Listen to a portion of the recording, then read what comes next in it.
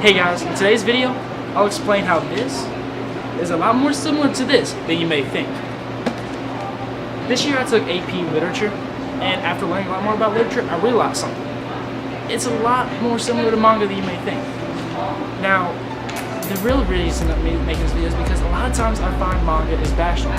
People are considered childish or immature for reading it, as if they're reading a cartoon. In fact, when you're out in public, the difference is obvious. It goes a little something like this.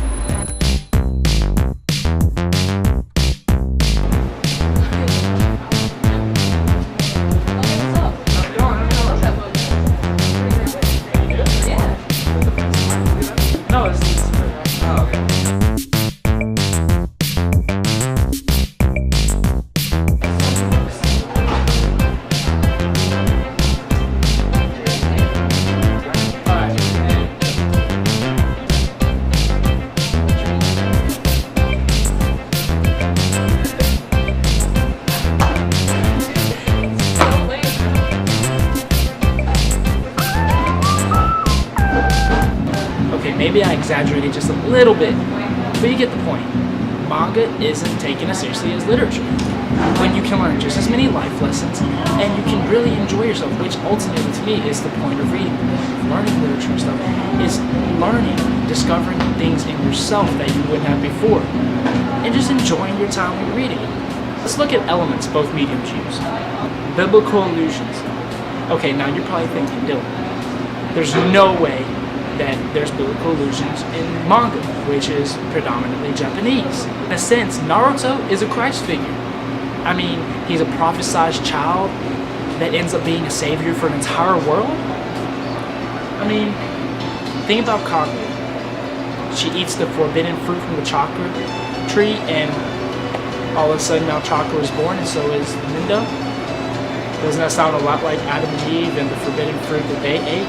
Think about the Tower of Babel. Korin's Tower. Have you ever watched Danmachi, or is it okay to pick up girls in a dungeon? I feel like it's something like that. I don't know, but I love it. Anyway, every dungeon takes place in literally the Tower of Babel, or Babel, however you want to pronounce it.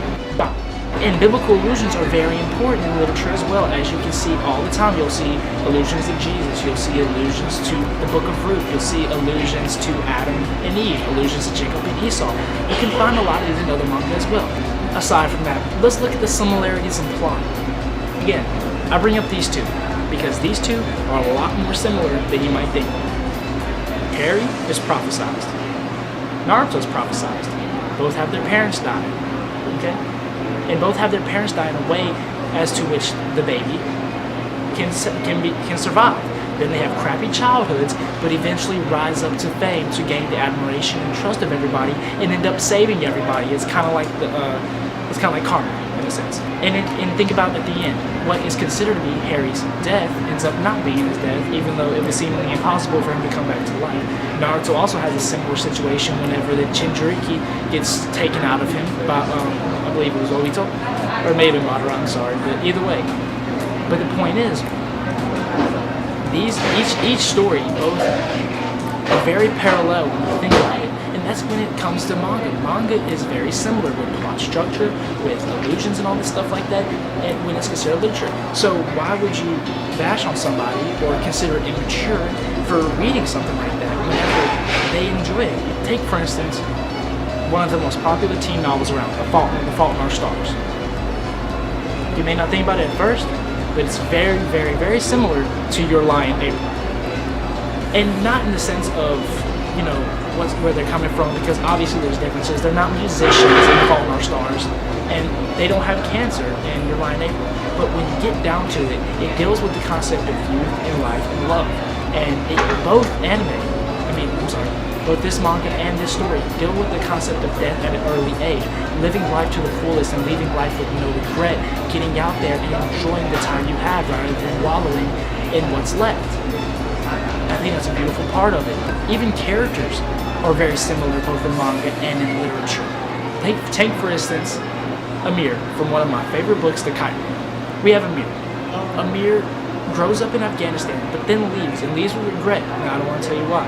But eventually goes back to Afghanistan for redemption. He's on a path of redemption because he suffers an inner conflict, and he he struggles with that. He struggles with guilt, and he struggles with torment from his past. And eventually, though, he finds closure after returning home. And in getting that closure after being brave and facing his demons. But that's similar to two characters. Number one being Ko from Aoharu Rai. And at first you think a shoujo, slice of life, and a political novel considering the Middle East. How are they similar? Well, think about it. Ko is tormented by his past after what happened to his mom and after what happened overall. I mean, if you think about it, he had a tormented past. After he left Nagasaki, he was very depressing almost and mellow, and he wasn't happy. He wasn't enjoying life. You could tell he was overcome by a sense of guilt and a sense of tragedy.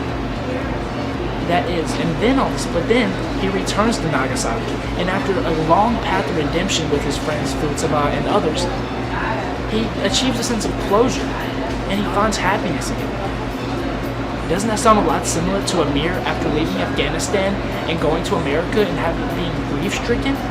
After that, he returns back home to Afghanistan, Kabul, where he overcomes his demons and he overcomes his fears and weaknesses and finds happiness and finds closure. You can see a parallel in that. And the second character being Sasuke. Sasuke at first was simply on a path of revenge. But if you keep following his story afterwards, it turns into a path of redemption, through which he finds closure by returning to Konoha one day, even proclaiming that he wanted to be the Hokage. This journey was a long one, but it ended up being redemption. It ended up being a sense of fulfillment and a sense of closure, and gave him a sense of peace, just like it did with the mirror, the Kyra. But ultimately it's subjective, and it comes down to what you like more, or if you consider manga not to be as mature as literature. As always, thank you guys for watching. You can follow me on my Vine in the description below. You can also follow me on Instagram, again in the description below. And thanks for watching, guys. You can check out my other video, my top 3 anime list right here. Give it a thumbs up. As always, guys, stay strong. Love yourself. See you guys later.